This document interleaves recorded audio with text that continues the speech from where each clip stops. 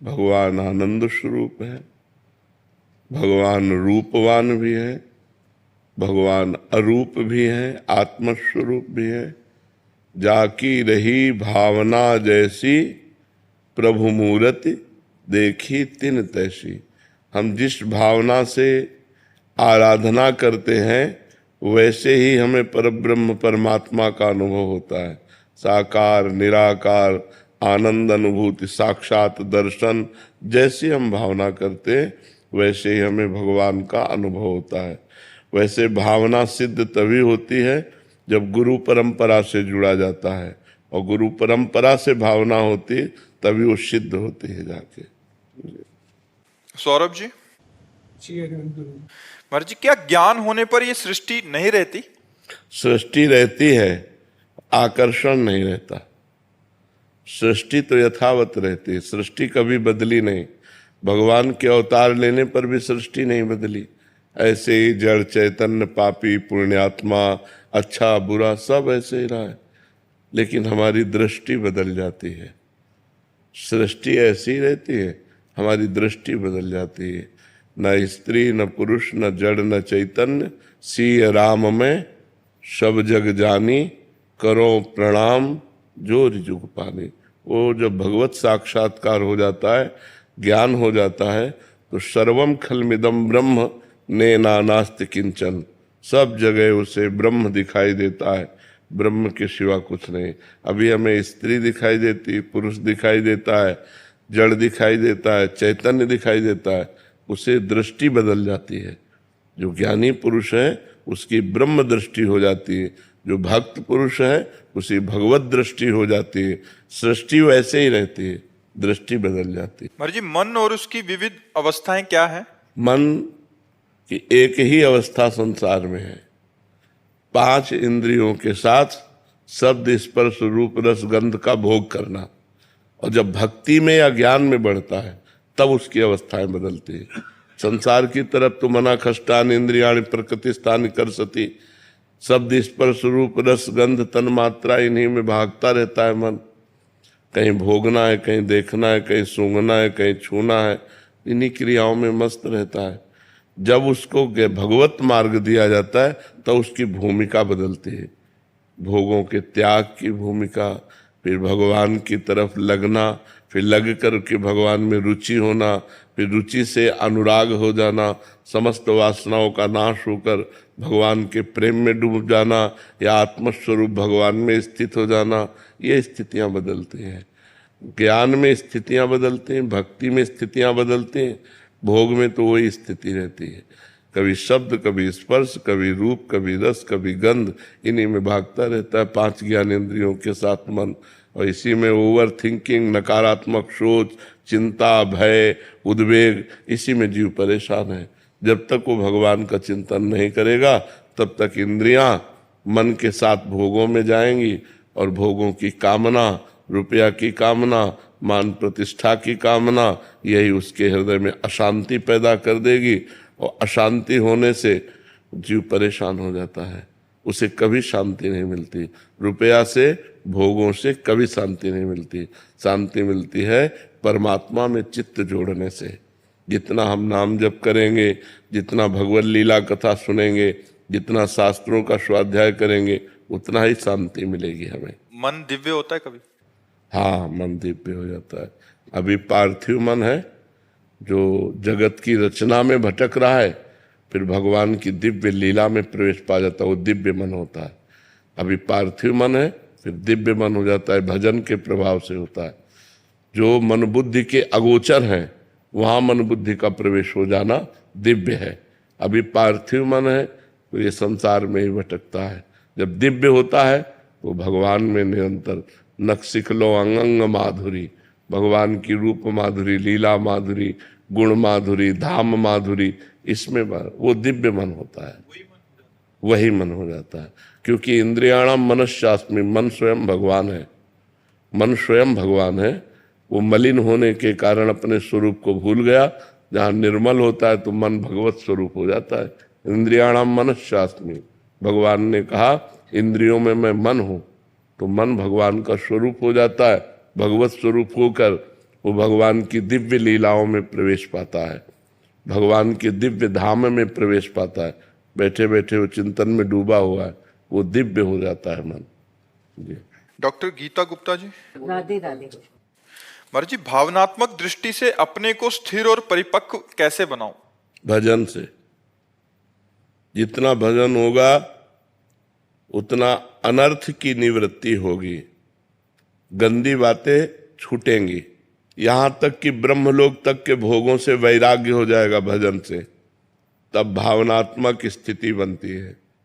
लोक परलोक के समस्त भोगों से वैराग्यवान मन ही भावना में प्रवेश पाता है। जब तक लोक परलोक के भोगों से वैराग्य नहीं होता तब तक उसकी माया जनित भावना होती है, ब्रह्म भावना नहीं, भगवत भावना नहीं। और भगवत भावना ही दृढ़ भावना है, ब्रह्म भावना ही दृढ़ भावना है। जागतिक भावना ये दृढ़ कभी नहीं होती है, चंचल रहता है। जागतिक भावना में चंचलता रहती है, भागवतिक भावना में दृढ़ता रहती है। डार्विन कुमार यादव जी। राधा से महाराज जी, गुरु से सच्चा प्रेम कैसे प्राप्त होता है? गुरु मंत्र से प्रेम करने पर। गुरु प्रदत्त नाम और मंत्र से प्रेम कर लो तो गुरु से प्रेम हो जाएगा।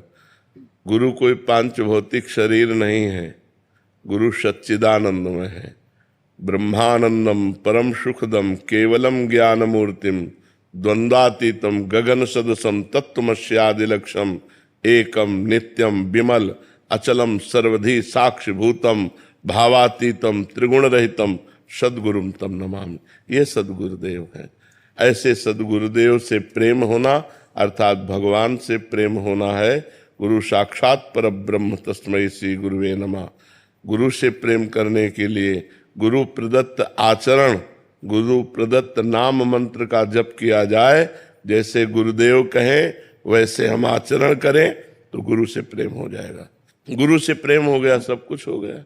घर में अनुकूल स्थिति नहीं हो तो ये सब बातें प्रेमी नहीं देखते। प्रेम भी करना चाहते हो और संसार में अनुकूलता भी चाहते हो, ये प्रेमियों का मार्ग नहीं है ऐसा। दीक्षा ले लेनी और चाहिए। ये तुम्हारी समझ की बात है, हमारी समझ हम तो ले चुके हैं। तुम्हारी समझ की बात है कि लेना चाहिए कि नहीं लेना चाहिए, चलना चाहिए कि नहीं चलना चाहिए, तुम्हारी समझ की बात है। जूही जी। राधे राधे। राधे राधे। महाराज जी, अपने मन की आवाज या शक्ति को कैसे मजबूत करें? बाहर के शोर को कैसे कम करें? भगवान के नाम जप से। जब हम अंदर ही अंदर खूब नाम जप सुनते हैं तो हमारे अंदर दिव्य सामर्थ्य अध्यात्म की जागृत होती है, तो हम मन को रोक सकते हैं। हम श्रवणेंद्रिय से सुनते हुए भी नहीं सुनते, नेत्रेंद्रिय से देखते हुए भी नहीं देखते, शांत भगवान में चित्त वृत्ति लग गई, सब ठीक हो गया। बिना अध्यात्म बल के मन को रोक पाना बहुत कठिन है। जैसे तूफान को नहीं रोका जा सकता किसी भी हालत में, ऐसे मन को नहीं रोका जा सकता।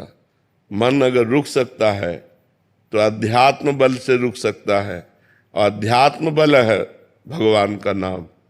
जितना नाम जप करोगे उतना अध्यात्म बल वाले बनोगे। अध्यात्म बल वाला ही काम क्रोध लोभ मोह मद मत्सर इन 6 शत्रुओं पर विजय प्राप्त करता है। भारी से भारी दुख और विपत्ति सहन करने की सामर्थ्य आती है। दुखों में भी वो मुस्कुरा करके चलता है। चाहे जितना परिस्थिति बिगड़ी हो, अगर नाम जब चल रहा है तो आप आनंद में परिस्थिति को काट लेंगे, क्योंकि आपके पास नाम बल है। और नाम जप नहीं तो सब बेकार है। प्रवचन सुनना, प्रवचन करना ये तभी ठीक है जब हमारा भगवत चिंतन चले। बाहर से हम संत वेश में हैं, अंदर से विषय चिंतन चल रहा है, दुर्गति पक्की।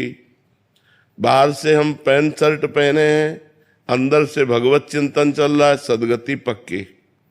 चिंतन प्रधान है। अगर हम चिंतन ठीक कर रहे हैं हमारा सब ठीक हो जाएगा। तो नाम का चिंतन करो, भगवान के मंत्र का चिंतन करो, भगवान के रूप का चिंतन करो, भगवान की लीलाओं को सुनो, गाओ और चिंतन करो। मधु जी। राधे राधे। महाराज जी, महाराज जी जीवन में खुशी कैसे मिले? भगवान से। जो आनंद सिंधु सुख राशि सीकर तय त्रैलोक सुपासी। सीकर कहते हैं ऐसे एक बूंद पानी अंगुली में लो और उसे से चट्टान पे मारो, उसके जो छोटे टुकड़े होते हैं उसे सीकर कहते हैं। आनंद समुद्र के एक बूंद के सीकर से त्रिभुवन आनंदित हो रहा है। ऐसे आनंद समुद्र भगवान से जब अपना संबंध जो है वो स्वीकृत हो जाता है तब खुशी मिलती है। मेरा प्रभु पुत्र है, मेरा प्रभु पिता है, मेरा प्रभु मित्र है, मेरे प्रभु पति है, मेरे प्रभु स्वामी है। कोई संबंध प्रभु से रख ले तब जो अंदर खुशी मिलती है उस खुशी का पार नहीं होता है। यहाँ जितनी खुशियां हैं सब दुख में बदल जाने वाली हैं। सुंदर पत्नी मिली कब मर जाएगी क्या पता, सुंदर पति मिला कब छूट जाएगा क्या पता, सुंदर पुत्र हुआ कब मर जाएगा क्या पता है। मृत्यु लोक है, कभी भी कोई भी कहीं भी बिछुड़ सकता है। अगर ना बिछुड़ने वाला यार है वो श्री कृष्ण है, वो राम है, वो प्रभु है। प्रभु के सिवा यहाँ सब धोखा है। अपनी पत्नी में प्रभु को देखो, अपने पुत्र में प्रभु को देखो, अपने पति में प्रभु को देखो तो तुम्हें खुशी मिलेगी। प्यार करो सबसे लेकिन भगवत भाव से करो तो तुम्हें खुशी मिलेगी, नहीं तो यहाँ खुशी कहाँ है। चंद्र मिनटों की खुशी फिर दुख ही दुख है, फिर दुख ही दुख ही है। डॉक्टर विशाल राव जी। राधे राधे। महाराज जी आपके चरणों में प्रणाम। महाराज जी आप कहते हैं कि सब कुछ श्री जी की कृपा और प्रेम से होता है। मैं एक कैंसर सर्जन हूं और रोज मृत्यु और पीड़ा को बहुत करीब से देखता हूं। मैं ये समझ नहीं पाता कि इतने प्रेम में जगत में इस रोग और असहनीय पीड़ा का क्या प्रयोजन है। महाराज कितने पाप होते हैं, कितने पाप हो रहे हैं। आप दृष्टि डाल के देखो, पति पत्नी को मारे दे रहा है, पत्नी पति को मारे दे रही, चार से व्यभिचार कर रहा है पति, चार से व्यभिचार कर रही पत्नी, भ्रूण हत्या, गर्भ हत्या, ये सब क्या है। इनका परिणाम आएगा तो भोगना नहीं पड़ेगा, तो यही सब भोगना पड़ता है। नाना प्रकार के दुखों से, नाना प्रकार के क्लेशों से, अशांति से युक्त होना पड़ेगा। हमारी कोई एक ही जन्म की बात थोड़ी है, हम अनेकों जन्मों के हिसाब से मनुष्य बने, अनेकों जन्मों का पाप हमारे साथ जुड़ा हुआ है। तो हमको इस जन्म में सुधार कर लेना चाहिए, लेकिन इस जन्म में आकर भी हम भूल जाते हैं। हम जैसे भूमि परत भा ढावर पानी, तिम जी वही माया लपटानी, फिर वो वही प्रमाद से वही गलतियां करना शुरू कर दिया। अब पीछे का जो पाप का फल आया वो तो भोग ही रहे हैं, अभी जो हमारी नई कमाई है ये हमें और भोगने को तत्पर कर देगी। कितने कष्ट है। आप उसे एक कैंसर पीड़ित मनुष्य का कष्ट देखकर व्यथित हो गए, लेकिन एक मुर्गा का, एक बकरा का, एक गाय का, एक भैंस का जिसको काट करके खाते हैं, फिर परिणाम तो आएगा ना। तो हम उनके कर्मों को देखें, क्योंकि जब समझने का टाइम था तब तो समझा नहीं, अब समझने का टाइम नहीं, अब भोगने का है तो भोगो, तो ये भोगना पड़ेगा। डॉक्टर को चाहिए कि मरीज को भगवान का स्वरूप समझकर जितना प्रयत्न कर सकता है दुख निवृत्ति के लिए, औषधि के द्वारा, अपने विचारों के द्वारा, अपनी वाणी के द्वारा उसको ढांढस बंधाए, उसकी दुख निवृत्ति का उपाय करे। जीव अविनाशी है, शरीर विनाशी है, उसने विनाशी कृत्यों में पाप किया है, इसलिए उसे भोगना पड़ेगा। पर हम उसे छोड़े नहीं, वाणी के द्वारा ढांढस बंधाएं, औषधियों के द्वारा दुख निवृत्ति करें, और जो हमें विज्ञान के द्वारा ज्ञान प्राप्त हुआ है हम प्रयोग करके उसकी दुख निवृत्ति का उपाय करते हैं। पर उतना ही कर सकते हो जितना करना है, आगे को तो भोगना ही पड़ेगा उसे। तो इसलिए पाप का अवश्य फल भोग, अवश्य में भोक्तव्यम कृतम कर्म शुभाशुभम, शुभ और अशुभ कर्म का फल भोग। कैसे कैसे लोग पाप करते हैं, आप देखो ना, कैसे कैसे पाप करते हैं। उनका परिणाम जब आएगा, उनका परिणाम आएगा तो भोगना पड़ेगा ना।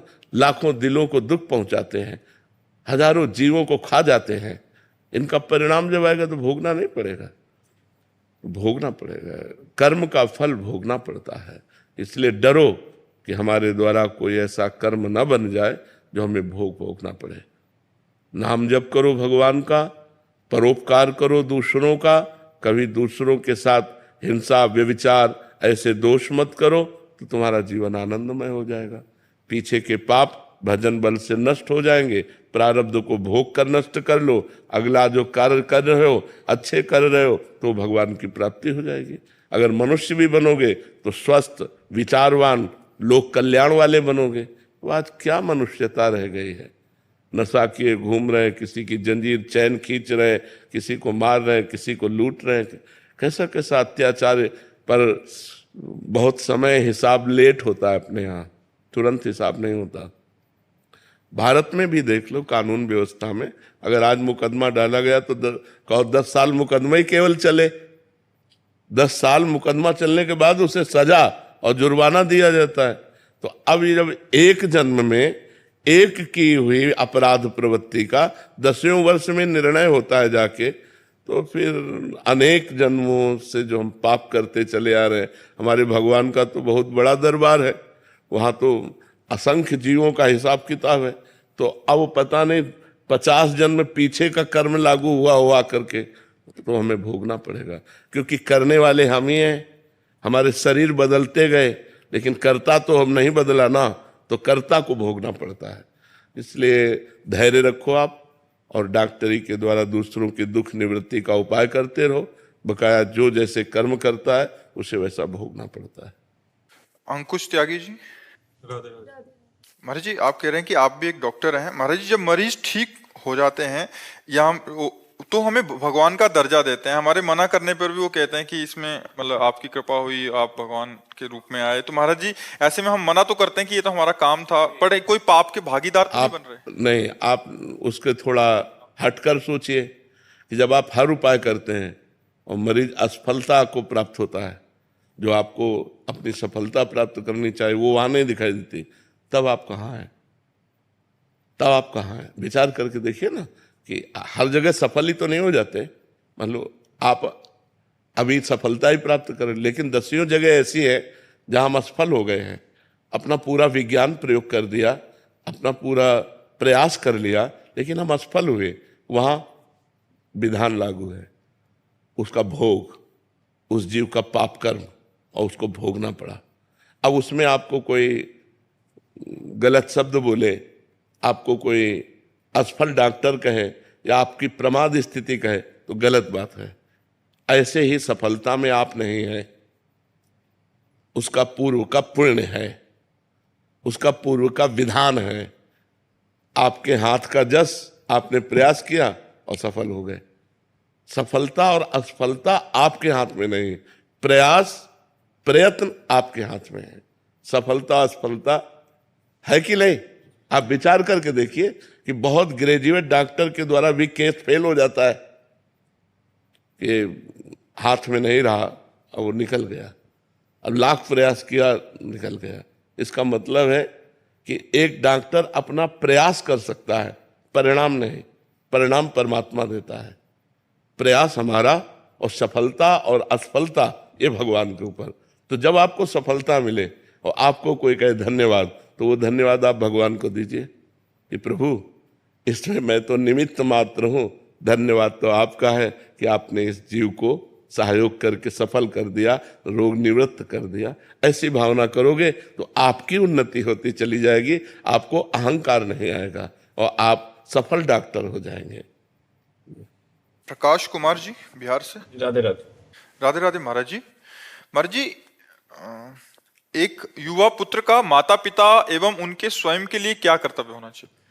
पूरा कर्तव्य, जैसे छोटे बच्चे के प्रति माता पिता का कर्तव्य रहा कि अगर उनकी गोद में हग दिया तो कभी कोई अपराध नहीं माना, अगर कोई चाह की तो हर प्रयास करके पूर्ति करने का प्रयास किया, हमें पढ़ाया लिखाया जवान किया।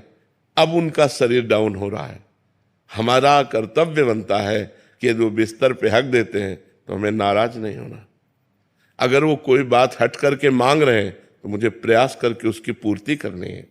अगर हम उनकी सेवा कर रहे हैं और वो हमारी निंदा कर रहे हैं तो हमें बुरा नहीं मानना, हमें सेवा करना ही है। जैसे कई माता पिता ऐसे होते हैं जिनकी बुद्धि विचलित हो जाती है, अब वो रिश्ते नातेदार आते हैं, वो निंदा करते हैं बहू की, बेटे की, जबकि वो बहू बेटा प्राणपण से सेवा में लगा है, ईमानदारी से सेवा कर रहा है, फिर भी वो इसकी निंदा करते हैं तो बहू बेटा विचलित हो जाते हैं, फिर वो सेवा में त्रुटि कर देते हैं, फिर वो कड़वे शब्द बोलने लगते हैं, यहाँ तक कि इतना अपने बुद्धि को शासन में नहीं ले पाते को मारपीट भी कर देते हैं, वो त्याग भी कर देते हैं माता पिता का। ऐसा नहीं करना चाहिए।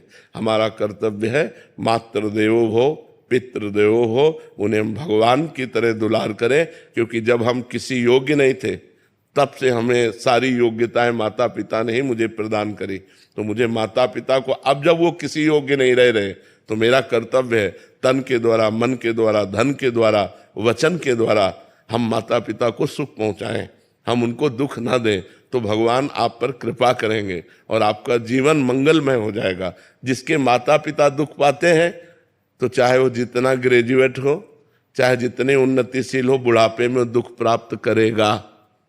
जिसके पिता आह भर के रो रहे हैं तो वो पुत्र सुखी हो जाएगा? नहीं। इसलिए माता पिता का अपमान करना, माता पिता को गाली देना, माता पिता को मारना पीटना, माता पिता को घर से निकाल देने का मतलब अपने लिए विनाश की स्थिति बो देना। चाहे जितना बुरा व्यवहार करें, वो गाली दें, वो मारे, वो पीटे, वो सब उपद्रव करें, हमें चुपचाप सहना चाहिए और समय पे उनको भोजन देना चाहिए, समय पे औषधि देना चाहिए, समय पे उनके शौच स्नान का सहयोग करना चाहिए। हमें जब तक उनका शरीर है उनकी सेवा करनी ही चाहिए। राघव ठक्कर जी। राधे राधे महाराज जी। राधे राधे महाराज जी।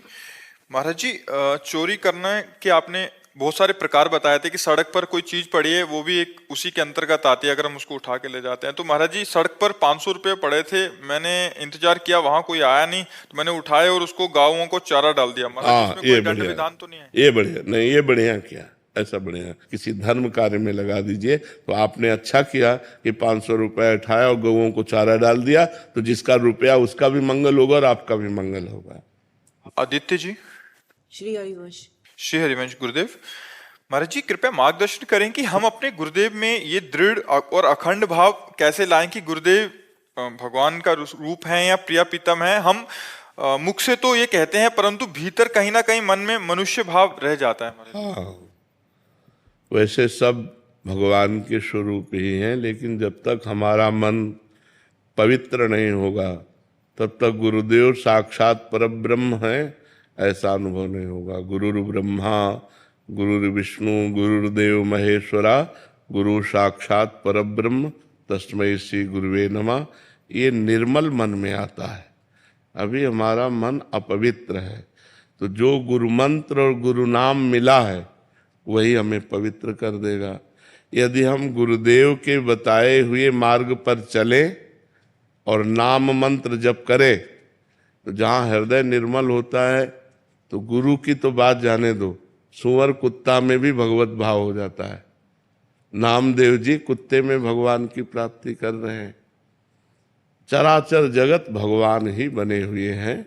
मत्ता परतरम नान्यत किंचिदस्ति धनंजय, मेरे सिवा किंचन मात्र कुछ नहीं। तो देखो कहाँ अनुभव में आ रहा है, अनुभव में आता है स्त्री पुरुष, अच्छा बुरा, जड़ चैतन्य, ऐसा अनुभव में आ रहा है। तो हमारा मलिन अनुभव है, हमारा जो मन है, हमारी जो बुद्धि है अभी अपवित्र है। भोगों का सेवन करने से मन बुद्धि अपवित्र हो जाती है और भगवान का चिंतन करने से मन बुद्धि पवित्र हो जाता है। और पवित्र मन में आता है अखंड मंडलाकारम व्याप्तमेन चराचरम तत्पदम दर्शितमेन तस्मै श्री गुरु। सब में गुरु विराजमान है। अखंड मंडलाकारम व्याप्तम एन चराचरम, चर और अचर, जड़ और चैतन्य सब गुरुदेव स्वरूप है। ये पवित्र बुद्धि, अपने गुरुदेव में परब्रह्म भाव तो बात जाने दो, जड़ चैतन्य में परब्रह्म भाव आ जाता है जब हृदय निर्मल हो जाता है। तो निर्मल हृदय करने के लिए ही गुरु मंत्र मिलता है। जो गुरु मंत्र है, मंत्र मूलम गुरु वाक्यम, जो गुरुदेव ने उपदेश दिया, जो मंत्र दिया, जो नाम दिया, यदि हम नाम जप करें, गुरुदेव की आज्ञा के अनुसार चले और गुरु पादुका का सेवन करें, गुरु चरण रज को लगाएं, गुरु चरणामृत पिए, तो गुरु में परब्रह्म बुद्धि हो जाएगी। बड़ा मुश्किल है गुरु में परब्रह्म बुद्धि होना, मनुष्य बुद्धि या बहुत से बहुत संत बुद्धि। लेकिन परब्रह्म साक्षात मेरे सामने बैठे, मैं परब्रह्म के मुख से बात सुन रहा हूं, मैं परब्रह्म को देख रहा हूं, ऐसा अनुभव तो असंख्यों में कोई एक, करोड़ों में नहीं, असंख्यों में कोई एक है। और ऐसा अनुभव कर ले तो फिर किसके दर्शन की जरूरत है? मैं अपने परब्रह्म परमात्मा का साक्षात दर्शन कर रहा हूं, मेरे परब्रह्म गुरुदेव विराजमान है। ऐसा भाव होना बड़ा कठिन है। चरणामृत में जल बुद्धि, प्रसाद में अन्न बुद्धि, श्री विग्रह में धातु बुद्धि या पाषाण बुद्धि, और गुरु में मनुष्य बुद्धि, ये सब अपवित्र विचार हैं, ये सब अवनति के लक्षण हैं। अगर हमारी बुद्धि शुद्ध हो जाए तो बात बन जाए। तो इसलिए गुरु चरण पादुका का सेवन करो, गुरु चरण रज का सेवन करो, गुरु चरणामृत पान करो, गुरु मंत्र जपो, गुरु में भावना करो, धीरे धीरे भावना परिपक्व हो जाएगी। कुंदो रानी जी। राधे राधे। राधे राधे महाराज जी। महाराज जी, नाम जप के साथ हमारी आयु के व्यक्तियों की दिनचर्या क्या होनी चाहिए? मतलब बुजुर्ग जब व्यक्ति हो जाता है, मतलब उम्र ज्यादा हो जाती है, क्योंकि कई बार हम समस्याओं से जूझते जप मार्ग से भटक जाते हैं, भविष्य में क्या होगा, कैसे महाराज जी ऐसे? हाँ, ये चिंतन छोड़ना पड़ेगा, ये चिंतन छोड़ना पड़ेगा। और जब तक शरीर काम करे तब तक काम करना चाहिए, बैठना नहीं चाहिए, कुछ ना कुछ कार्यरत रहना चाहिए। तो उससे हमारा मन ओवर थिंकिंग से बच जाएगा। जो हमारा मन ओवर थिंकिंग करता है, ओवर सोच करता है, बहुत इधर उधर चिंतन करता है, तो हमें कार्यरत रहना चाहिए। बड़े बूढ़ों को बैठकर गप नहीं मारनी चाहिए। अगर शरीर में सामर्थ्य है तो थोड़ा बारा जो भी कार्य करने लायक हो वो कार्य करता रहे, और वो कार्य भगवान को समर्पित करके खूब नाम जप करे। भविष्य में जो होना है वो होके रहेगा, उसकी चिंता नहीं करनी। भूत में जो हो गया उसको अब हम सुधार नहीं सकते, वर्तमान को सुधार लें। वर्तमान का जो मिनट चल रहा है इसे हम अच्छा काटें, इसे प्रसन्न होकर काटे, तो हमारा जीवन सार्थक हो जाएगा। खूब नाम जप करो और जितना बने शरीर से कार्य करते रहो, क्योंकि शरीर स्वस्थ के लिए कार्य करना अत्यंत आवश्यक है। जो लोग प्रमादवश शरीर को कुर्सियों पे बैठाना सिखा दिए, वो फिर शरीर अस्वस्थ हो जाते हैं। शरीर को चाहिए कि करते रहना चाहिए। जब तक शरीर में दम हो किसी से सेवा ना ले, स्वयं सेवा करते रहना चाहिए, जिससे हमारा शरीर बलवान और पुष्ट बना रहता है। क्रिया योग के द्वारा हम भगवान को प्रसन्न कर सकते हैं। भगवान की सेवा है, बच्चों की सेवा है, बहू का सहयोग है, परिवार का सहयोग है, तो वो ही जा करके हमारे ऐसी अवस्था में जब हम कर नहीं पाएंगे तो वही बच्चे हमें बहुत प्यार करते हैं। और जब बुढ़ापे में जैसे अब ये अवस्था है, सास अपना स्वरूप कटु प्रकट करती है, तो फिर बहुओं का मन रुष्ट हो जाता है, पुत्र भी, तो फिर बुढ़ापा बड़ा कष्टप्रद कटता है। इसलिए बहुत सेवापरायण रहो, नाम जप करो और प्रसन्न रहो। आगे की चिंता मत करो, पीछे जो हो गया उसकी क्या चिंता करना, आगे वही होगा जो भगवान ने निश्चय किया है। खूब नाम जप करो। शिवम जी। राधे राधे महाराज जी। महाराज जी, मैंने अपने जीवन में बहुत पाप कर्म किए हैं और बार बार श्री जी को समर्पित करके माफी मांगकर फिर उन कर्मों को दोहराया, लेकिन आपकी कृपा से अब सब छोड़ चुका हूँ। भविष्य में ऐसा न हो इसके लिए प्रयास कर रहा हूँ, परंतु महाराज जी भय है कि मुझसे फिर से गलती ना हो जाए, या श्री जी मुझे माफ करेंगी? खैर, उनका स्वभाव तो बहुत करुणामय है, बहुत अगाध करुणामय है। प्रभु का स्वभाव और श्री जी का स्वभाव करुणामय है, पर सिद्धांत नहीं बख्शता, कानून जो है वो नहीं बख्शता। कानून में फंस जाओगे, अगर कानून के फंदे में फंस गए तो तुम्हारे चाहे जितना बड़ा पावर हो, आपको फिर जेल जानी पड़ेगी। ऐसे ही हम भगवान से तो जुड़े हुए हैं, लेकिन कानूनी हम गलत करते हैं, बार बार गलत करते हैं। तो फिर एक बार तो क्षमा है। जैसे आज हमने सत्संग सुना और हमें पश्चाताप हुआ कि हमारे द्वारा बहुत पाप हुए, और हृदय में ठान लिया, अब लो नशानी अब ना नशे। आज तक गलत किया, हे शरणागत प्रतिपाल प्रभु, अब मेरे से गलती नहीं होगी। और प्राणपन से इस बात का निर्वाह किया कि मैं मर सकता हूं पर पाप नहीं कर सकता। खत्म हो गया। सर्वधर्मान परित्यज्य मामेकम शरणम ब्रज, अहम त्वाम सर्व पापेभ्यो मोक्षयिष्यामि मा शुचः। भगवान कह रहे मैं तुम्हें समस्त पापों से मुक्त कर दूंगा, तुम मेरी शरण में आ जाओ। पर इसका मतलब ये नहीं जो आपने कहा कि पाप किया श्री जी क्षमा करो, फिर पाप किया फिर श्री जी क्षमा करो। तो हमने स्वभाव बना लिया कि नए नए पाप करते रहें, और भगवान तो कानून कानून होता है। अगर अपना बेटा भी कानून में फंस जाए तो आप छुड़ा नहीं सकते ईमानदारी से। बेईमानी की बात हम नहीं कहते, हमारे भगवान के यहाँ ईमानदारी चलती है। अगर आप कानून में फंसे तो अवश्य में वो भोक्तव्यम, में भगवान के वचन है, अवश्य में वो भोक्तव्यम कृतम कर्म शुभाशुभम, अपने शुभ और अशुभ कर्म का फल आपको भोगना पड़ेगा। तो ये डरो, इसका मतलब ये नहीं कि आप राधा राधा कह लोगे और श्री जी क्षमा करो तो क्षमा हो जाएगा, ऐसे नहीं होगा। हर अपराध करने वाला हाथ जोड़कर यही कहता कभी नहीं करूंगा, क्षमा होता है क्या?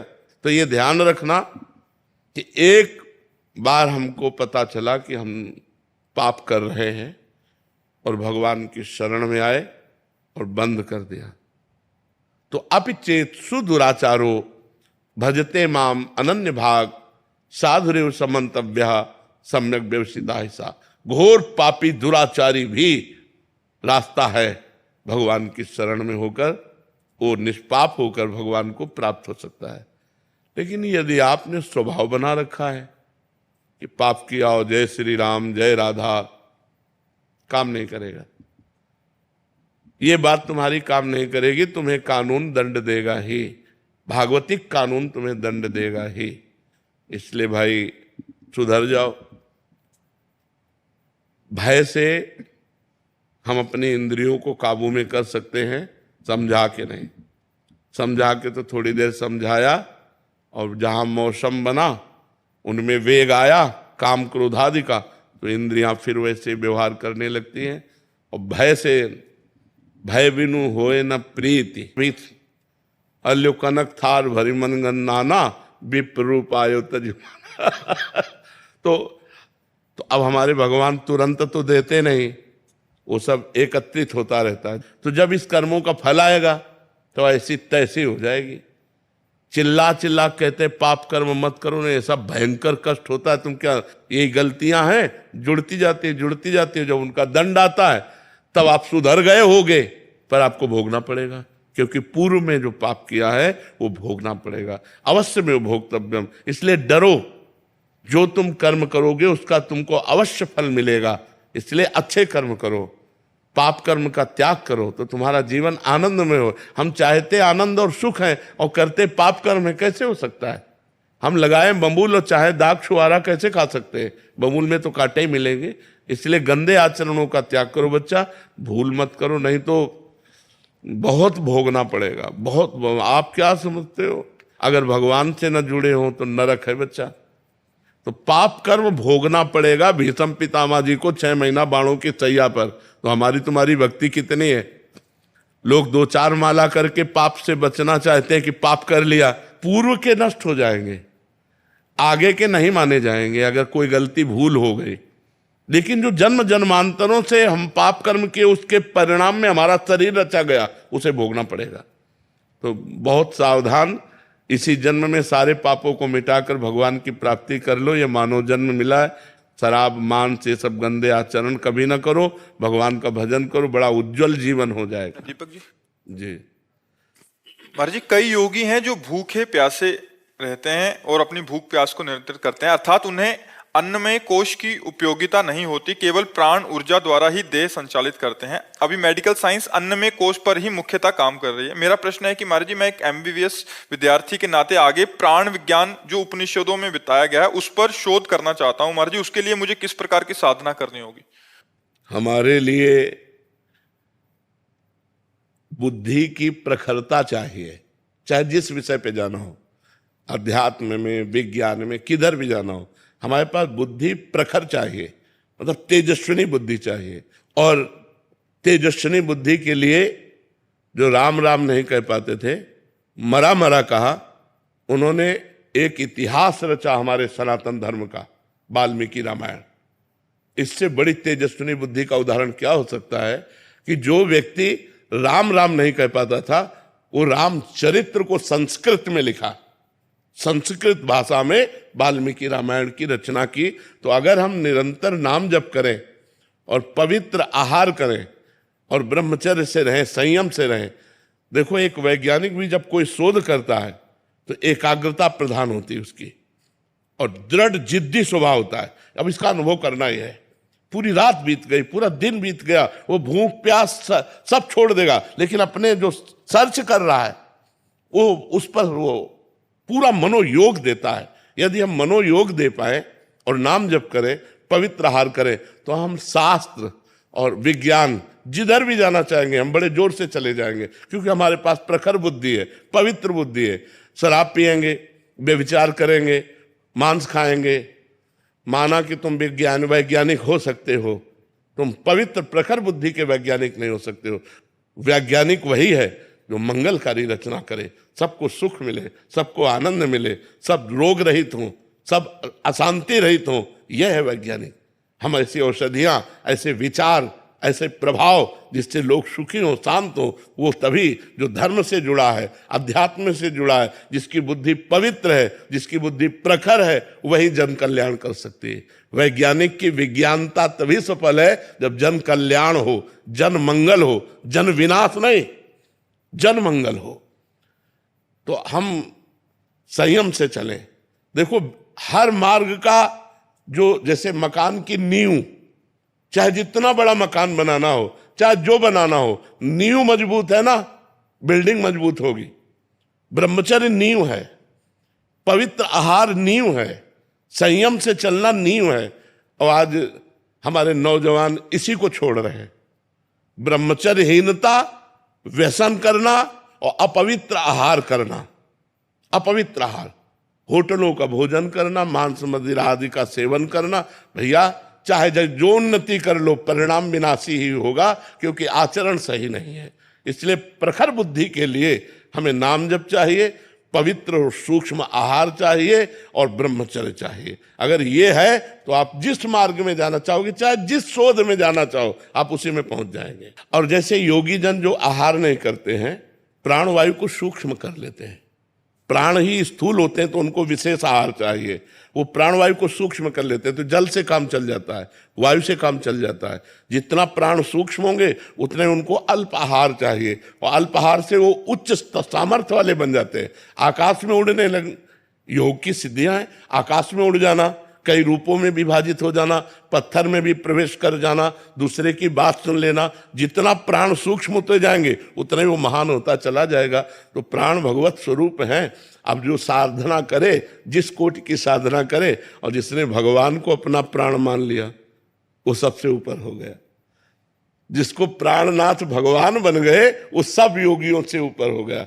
भगवान ने सब योगियों से बड़ा योगी, अनन्य योगी, भक्ति योगी कहा है, जो भगवान से प्रेम करता है, किसी सिद्धि को भी नहीं चाहता है। इसलिए बहुत अच्छे बनो, नाम जप करो और प्रखर बुद्धिमान बन करके लोक कल्याण, जिससे लोगों का मंगल हो, लोग सुखी हो, लोग आनंदित हो, ये विचार हमारा होना चाहिए, जिससे हमारा विज्ञान सफल हो। राधे राधे महाराज जी। महाराज जी, ये प्रश्न मेरे जैसे कई छात्राओं का है। जब हम पूरी लगन, मेहनत और ईमानदारी से पढ़ाई करते हैं, फिर भी बार बार असफलता मिलती है, उस स्थिति में मन में अवसाद और शरीर नष्ट एक करने हमें जैसे- विषय थोड़ा सा जानकारी आपसे चाहिए, जिसका भी प्रश्न हो। क्या परीक्षा हमारे चैप्टर से अलग होती है क्या? हम केवल इतना जानना चाहते हैं कि हमारी जो भी परीक्षा होती है वो हमारे चैप्टर के अंतर्गत ही प्रश्न होता है। जो हमारे क्लास का चैप्टर है उसी के अंतर्गत। क्या हम सही उत्तर लिखेंगे तो क्या हमको असफलता मिलेगी? क्या जांच में पक्षपात रहता है क्या? तो अगर हमने सही उत्तर लिखा होता तो मुझे असफलता ना मिलती। सही उत्तर ना लिखने का कारण अपने चैप्टर को सही ढंग से स्वाध्याय ना करना है, ये हमारी गलती है। ये बात लोग गलत कहते हैं कि हम प्रयत्न करने पर भी असफल रहे। तुम्हारा प्रयत्न ही ठीक नहीं था। कौन सी बच्चियां आजकल हैं जो ब्रह्मचर्य पर ध्यान दे रहे हैं? कौन से बच्चे ऐसे हैं जो ब्रह्मचर्य पर ध्यान दे रहे हैं? जब आपके पढ़ाई का समय है, आप बॉयफ्रेंड बनाएंगे, आप गर्लफ्रेंड बनाएंगे, आप गंदी बातें करेंगे, आप गंदे चैप्टर अपने दिमाग में रखेंगे, तो अपने स्वाध्याय का चैप्टर आप कहाँ रखेंगे? तो फेल तो हो ही जाएंगे। सचिव वैद्य गुरु तीन जो प्री बोले भयास, राज धर्म तन तीन कर होय बेगही नाश। यदि संत जन गुरुदेव जन अपने शिष्य जनों या अपने प्रियजनों को मुंह चुपड़ी बात करें, वो ठीक नहीं है, उसका नाश हो जाएगा। अगर वैद्य रोगी के अनुकूल बोलेगा तो नाश हो जाएगा, अगर मंत्री राजा के अनुकूल बोलेगा तो नाश हो जाए। मंत्री को चाहिए राजनीति के अनुकूल बोले, वैद्य को चाहिए उसके स्वास्थ्य के अनुकूल बोले, गुरु को चाहिए शिष्य का मंगल हो ऐसा अनुकूल बोले। तो आप हमको ये विचार बता दीजिए कि अपने चैप्टर से अलग प्रश्न अगर दिया जाए तब तो हो कि हमारा प्रयत्न सफल हो गया। अपने चैप्टर पर अगर हम हैं तो हम फेल नहीं हो सकते। अपना चैप्टर बदल दिया। एक 17 साल की बच्ची यहां बैठे हुए कह रही थी मैं शराब पीती हूं, मैं सिगरेट पीती हूं, यहीं बैठ के बोली थी। तो उससे मुझे लगता है अनुमान, जब प्रायः हम बच्चों और बच्चियों से बात करते हैं, कि शायद ऐसी कोई बच्ची होगी जिसके बॉयफ्रेंड ना हो, शायद ऐसा कोई बच्चा होगा जिसके गर्लफ्रेंड ना हो, नहीं तो प्रायः इस गंदगी में बह रहे हैं बच्चे। अब जब तुमने इंद्रियों की विलासिता स्वीकार कर ली, व्यसन स्वीकार कर लिया, तो विद्या अध्ययन कर पाओगे? विद्या अध्ययन के लिए एक तपस्वी का जीवन व्यतीत करना पड़ता है, ब्रह्मचारी, पवित्र आहार, समय से उठना, समय से सोना, और आप फेल हो जाओ तो हमें बताओ। बचपन से ग्रंथ पढ़ रहे हैं, इतने इतने मोटे धर्म ग्रंथ हैं, आज आप प्रश्न कर रहे हो, उन्हीं से उत्तर दे रहे हैं। शास्त्रों का स्वाध्याय न किए हो तो उत्तर कहां से आवे? धर्मयुक्त उत्तर होना, ऐसा नहीं कि मनमानी हंसी मजाक हो। तस्मात् शास्त्रम प्रमाणम ते कार्यो व्यवस्थित हो, एक भी शब्द मिस्टेक नहीं पाओगे। ढूंढ लो, किसी ग्रंथ में लिखा मिलेगा। ऐसे नहीं कि जो मन में आया सो हम बोल दिया, तुम्हें संतुष्ट कर दिया। तो भाई, यदि आप ब्रह्मचर्य नहीं रहोगे, आप धर्म से नहीं चलोगे, आप पवित्र भोजन नहीं करोगे, तो आपका दिमाग का ही काम नहीं करेगा, तो फेल तो हो ही तो जाओगे ना। एक जगह हम मानते हैं कि आपने बहुत ग्रेजुएट पढ़ाई की, आपने अच्छी पढ़ाई की, इसके बाद आपको नौकरी नहीं मिल रही, यहां मान सकते तुम्हारा बुरा प्रारब्ध है, तुम्हारा बुरा भाग्य है जो तुम्हें आगे नहीं बढ़ने। लेकिन फेल होने में हम नहीं मान सकते। फेल होने में भाग्य नहीं, तुम्हारी असफलता है, तुम्हारा प्रमाद है, तुम्हारी गंदी बातें हैं, जो तुम मोबाइल में समय देते हो, जो तुम गंदी बातों में समय देते हो। अगर अपने चैप्टर पर समय दो तो आप कंठस्थ कर सकते हो। हम कह रहे हैं 4 बजे उठकर हर विद्यार्थी किसी भी ग्रंथ का पाठ करे, अगर उसे कंठस्थ ना हो जाए तो हमें बताओ। कितने बड़े बड़े ग्रंथ हैं तुम्हारे, इतने मोटे मोटे हमारे धर्म ग्रंथ हैं, इतने मोटे मोटे ग्रंथ हैं। तो आप अपनी असफलता का स्वयं कारण है, ना कि भाग्य, ना कि कोई देवता। आप हमें इस विषय पर बताइए, यदि कहीं भी आपको संशय लग रहा हो। ब्रह्मचर्यहीन जीवन स्मृति विहीन जीवन है, और ब्रह्मचर्य युक्त जीवन स्मृतिवान जीवन है। कम से कम 22 वर्ष तक तो ब्रह्मचर्य रहना चाहिए, चाहे बच्ची हो चाहे बच्चा। 22 वर्ष तक तो 10-5 बॉयफ्रेंड गर्लफ्रेंड हो जाती है। ये व्यभिचार प्रवृत्ति है, ये गंदी प्रवृत्ति है, ये पाप प्रवृत्ति है, और वो बढ़ती चली जा रही है। तो ऐसे ही 10 बच्चों से जब या बच्चियों से संपर्क होता है तो अपनी पत्नी या पति पे प्यार नहीं होता, वो गलत धर्म से बाहर वो अपना जीवन व्यतीत करते हैं। इसलिए हमारी प्रार्थना है, हम असफलता को सफलता में बदलने के लिए मनुष्य जीवन प्राप्त किया है, पर संयम, तपस्या, व्रत, नियम, इनके द्वारा हम अपने आए हुए बुरे प्रारब्ध पर आक्रमण करके हम विजय प्राप्त। आज ये सब कहाँ रह गया है?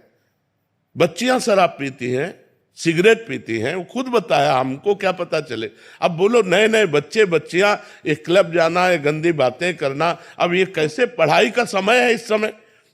20-22 वर्ष तक आप ब्रह्मचर्य रहकर पढ़िए, और यदि आपको कोई परास्त कर दे तो हमें बताइए।